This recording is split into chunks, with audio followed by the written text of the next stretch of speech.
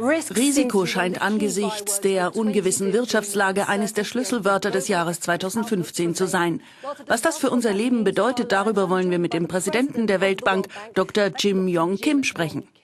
Vielen Dank, dass Sie bei Global Conversations sind.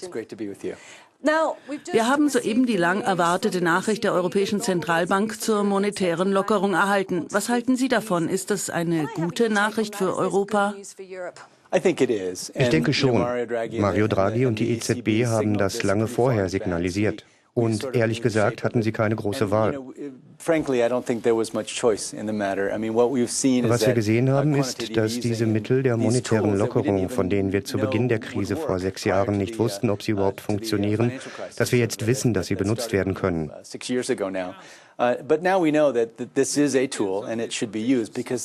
Denn die Gefahr eines sich selbst herbeiführenden und kontinuierlichen Deflationszyklus war sehr real.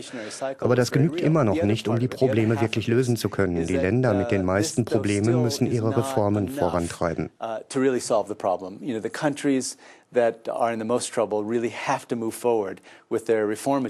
welche Länder denken Sie da vor allem? Sie wissen natürlich über Griechenland Bescheid. Dann sind da noch Italien, Spanien und Portugal. Es gibt viel zu tun, um sie auf den Weg zu Wachstum zurückzubringen.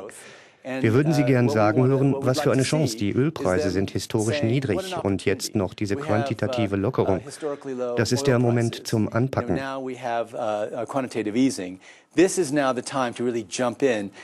Das hoffen wir zu sehen, aber ob wir es tatsächlich sehen werden, da bin ich mir nicht sicher. Ist dieses Stimulierungspaket aggressiver, als Sie erwartet haben? Es ist ungefähr das, was wir erwartet haben. Wir haben Signale erhalten, das geschieht häufig. Man will vorher mitteilen, wo es hingeht. Ich glaube nicht, dass viele Leute überrascht waren. Die Wachstumsprognose der Weltbank für Europa lag bei gut 1%. Denken Sie, das wird Folgen haben? Wir hoffen, dass sie nun steigen wird. Aber wie gesagt, das muss von Strukturreformen begleitet werden. Wenn wir beides angesichts historisch niedriger Ölpreise sehen und Europa importiert größtenteils Öl, dann könnte das für Europa eine sehr gute Zeit werden. Aber ohne entsprechende aggressive Reformen macht es mir Sorgen. Das Weltwirtschaftsforum hat auch hervorgehoben, dass eines der größten Risiken für die weltweite Stabilität und damit für die Weltwirtschaft internationale Konflikte sind. Russland ist offensichtlich einer der Faktoren dabei. Wie wirkt sich das auf Ihre Prognose aus? Das ist natürlich einer der größten Störfaktoren für das weltweite Wachstum. Es gibt verschiedene Prognosen. Manche sprechen von bis zu 5% Rückgang für die russische Wirtschaft in diesem Jahr. Der Konflikt mit der Ukraine ist ein sehr ernstes Problem. Wir beobachten die Ukraine sehr gründlich. Wir haben eine Menge Geld in die Ukraine investiert und wissen, dass wir tun müssen, was wir tun müssen. Wir müssen alles Notwendige tun, damit die Ukraine überlebt. Die Situation ist sehr besorgniserregend und wir kennen die echten Ausmaße noch nicht. Wir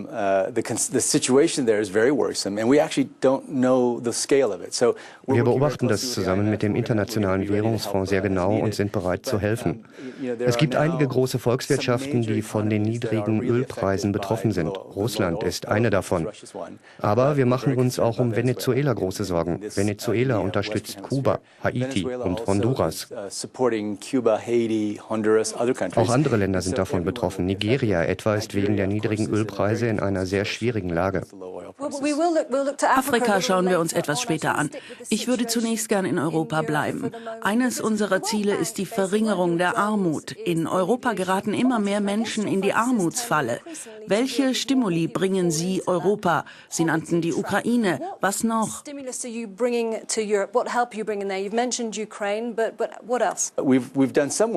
haben die gleiche Arbeit in Griechenland geleistet. Natürlich geben wir Griechenland keine Kredite, aber wir geben ihm technische Unterstützung.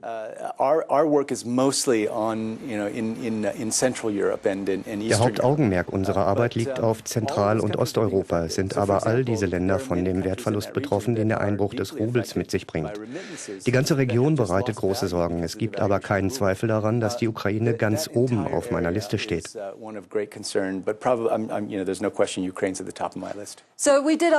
Wir haben unser Online-Publikum gebeten, uns Fragen zu schicken. Viele konzentrieren sich auf Europa. Eine Frage von Luis Miguel Munoz.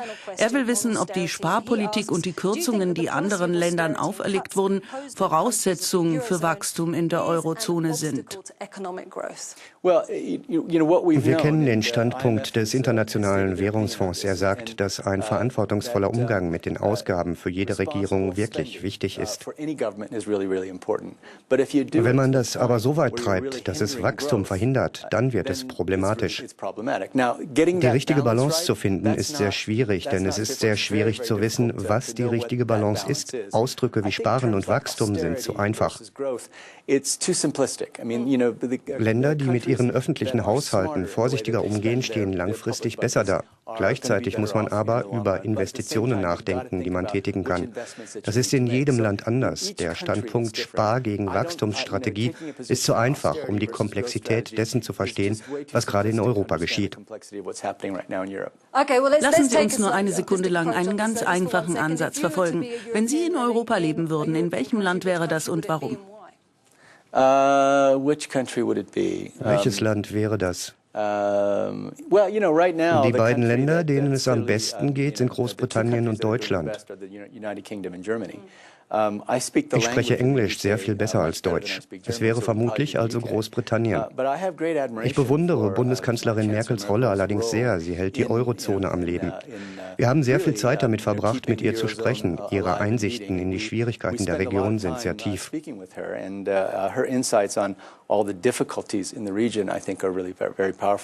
Es gibt viele Teile in diesem Puzzle. Sie erhalten gut 300 Milliarden Euro an Investitionen von der Europäischen Kommission, aber nur 21 Milliarden davon sind Seed Funds. Glauben Sie, das kann funktionieren? Mit so einer geringen Menge an Anfangsfinanzen? Oder braucht es doch so eine Art Wunder? Aus einem potenziellen Deflationszyklus herauszukommen und auf den Weg zu Wachstum zurückzufinden, dazu benötigt man mehrere Dinge auf einmal. Ich denke, dass viele Leute hier beim Weltwirtschaftsforum zu diesem Schluss gelangen. Außerdem muss jedes einzelne Land sich um sich selbst kümmern und sich bewegen. Es gibt zwar eine gemeinsame Geld-, aber keine gemeinsame Finanzpolitik. Ich sehe auch keinen Weg, der zukünftig zu einer gemeinsamen Finanzpolitik für alle europäischen Länder führen würde. Das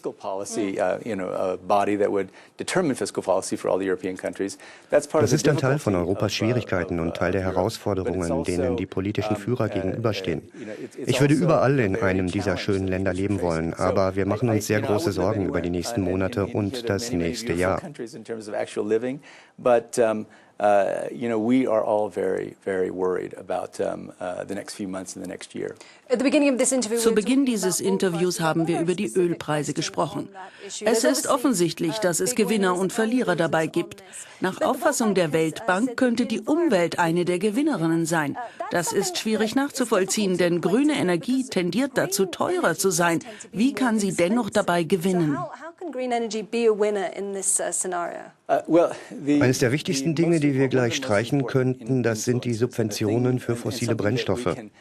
We could take care of right away is fossil fuel subsidies. So fossil fuel subsidies are around $500 billion a year spent on that. Sie machen 500 Milliarden Dollar pro Jahr aus. Unsere Studien haben ergeben, dass die reichsten 20% der Bevölkerung in Ländern, die fossile Brennstoffe subventionieren, 6-mal mehr davon profitieren als die ärmsten 20%. Es handelt sich also um eine regressive Steuer. Wir meinen, dass jetzt angesichts der niedrigen Energiepreise diese Subventionen gestrichen werden sollten. Die Folge wären weniger Kohlendioxidemissionen. Das würde finanzielle Freiräume und wieder Reserven schaffen, die die grünen Energien brauchen. Es stimmt, dass die niedrigen Ölpreise Folgen für die erneuerbaren Energien haben können. Darüber besteht kein Zweifel. Ich hoffe, dass 2015, das Jahr des Weltklimagipfels in Paris, das Streben nach erneuerbaren Energien verstärkt. Mancherorts ist das schon geschehen. Indiens Regierungschef Narendra Modi hat die Ausgaben für Sonnenenergie verfünffacht. Wir sprechen jetzt über 100.000 Gigawatt.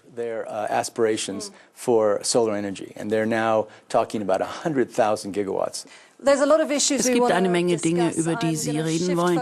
Ich wende mich nun Afrika und dem Ebola-Ausbruch zu, denn ich weiß, dass Ihnen das sehr am Herzen liegt. Die Ausblicke für die 3 am schlimmsten betroffenen Länder, Sierra Leone, Guinea und Liberia, wie sehen Sie die für 2015? Die Situation in Liberia hat sich sehr gebessert. Es hat seit längerer Zeit keinen neuen Fall gegeben. Sierra Leone kämpft noch. Guinea geht es besser. Wir sollten uns daran erinnern, dass die 3 Epidemien mit einem einzigen Fall begonnen haben. Bis wir es nicht geschafft haben, dass alle 3 Länder wieder bei 0 Fällen sind, sind wir nicht über den Berg. Wir haben noch Arbeit zu erledigen. Die 3 Volkswirtschaften sind sehr klein und werden unseren Berechnungen zufolge 1,6 Milliarden $ verlieren.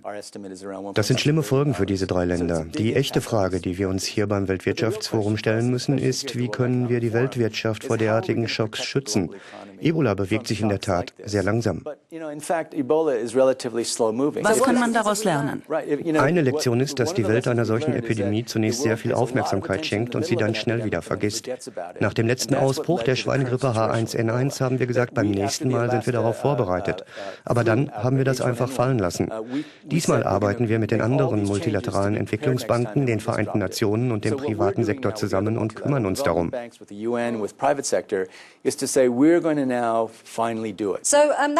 Das bringt mich zu einer weiteren Zuschauerfrage. Herr Moskowitsch fragt, wie viel Geld die Weltbank bereits für Ebola ausgegeben hat und wie viel es 2015 noch sein wird. Die Gesamtausgaben der Weltbank dafür liegen bislang bei gut 1 Milliarde $. Die Hälfte davon sind Hilfen für die Regierungen, die andere Hälfte für den privaten Sektor. Diese beiden Dinge sind wirklich wichtig. Die Menschen brauchen Arbeitsplätze, sie müssen zur Arbeit zurückkehren können.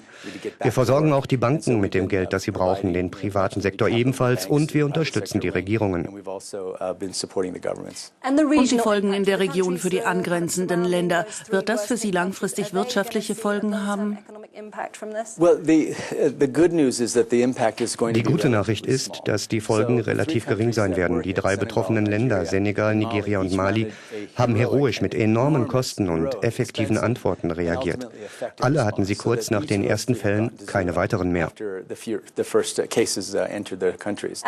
Wenn wir uns Ihre Amtszeit als Präsident der Weltbank ansehen, Sie haben die Hälfte hinter sich. Was würden Sie zusammenfassend sagen? Gibt es große Errungenschaften? Was wollen Sie noch in der verbleibenden Zeit erreichen? Wissen Sie, mich haben viele Leute nach der Bedeutung der Weltbank gefragt, als ich diesen Posten übernommen habe. Ich habe mit vielen Menschen innerhalb und außerhalb der Weltbank gesprochen. Ich habe festgestellt, dass besonders die Länder mit mittleren Einkommen nicht an unserem Geld, sondern an unserem Wissen interessiert sind. Wir haben die Weltbank von Grund auf restrukturiert, um sicherzustellen, dass jedem Land die beste Expertise zuteil wird. China und Indien haben uns wissen lassen, dass sie ihre Anleihen dramatisch erhöhen werden.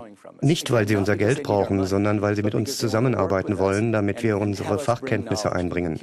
Das bedeutet etwa, dass wir für Minister Brent Modi ein Paket zusammenstellen sollten. Wir sagten, du weißt, dass du ein Problem hast. Du hast viele festgefahrene öffentlich-private Partnerschaften.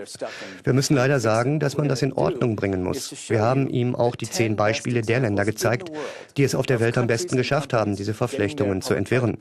Wir bringen ein paar Leute mit, einige von der Bank, andere von außerhalb, und wir werden zusammenarbeiten, damit wir diese öffentlich-privaten Partnerschaften entflechten. Als er zum ersten Treffen mit uns kam, war er sehr argwöhnisch, was ihn wohl erwarten würde. Als er ging, twitterte er, wir brauchen Ihr Geld nicht, aber Sie werden unsere Informationsbank. And as I was walking out the door, he tweeted, we don't need their money, but they're going to be our information bank. Eine letzte Frage, sie kommt von Babacar Thiam. Er will wissen, ob es jemals einen afrikanischen Weltbankpräsidenten geben wird. Bislang war es meistens ein Amerikaner. Ich war der erste Weltbankpräsident, der an einer Wahl beteiligt war. Normalerweise stellen die USA einen Kandidaten auf und niemand präsentiert einen Gegenkandidaten. Sie wurden also sozusagen durch Zustimmung gewählt. Dieses Mal musste ich um die Welt reisen und meine Standpunkte darlegen. Es gab eine echte Wahl und ich habe sie gewonnen. Jede einzelne Wahl wird zukünftig umkämpft sein und ich denke, dass es sehr wohl möglich ist, dass eines Tages ein Afrikaner die Weltbank leiten wird. And I think it's very possible that someday an African person will lead the World Bank. President, many thanks for joining me. Thanks very much.